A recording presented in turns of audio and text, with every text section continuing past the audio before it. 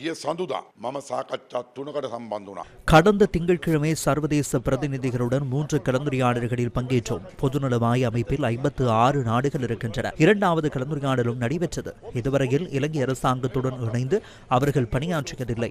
ஏன் பணியாற்றவில்லை? கமிஷன் பெறுவதே அதற்கு காரணம். தற்போது எங்களுடன் இணைந்து பணியாற்றுவதற்கு இணங்கியுள்ளன. இந்த கமிஷன் பெறுவது எந்த அளவுக்கு இருக்கிறது என்றால் 2020 இலங்கைக்கு $20 மில்லியன் நிதி உதவி வழங்கப்பட்டதாக பொதுநலவாய நாடுகள் அமைப்பின் தூதுக்குழு தலைவர் உறுதியாக கூறியிருந்தார். ஏழை மக்களுக்கான வீட்டு திட்டத்திற்காக இந்த நிதி வழங்கப்பட்டுள்ளது. ஆனாலும் இந்த நிதி திருப்பி அனுப்பப்பட்டது.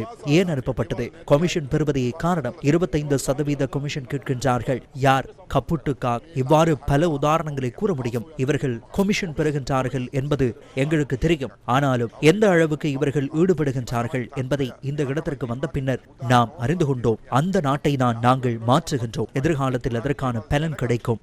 ජනතාවට භුක්ති විඳින්න අවස්ථාව ලැබෙනවා.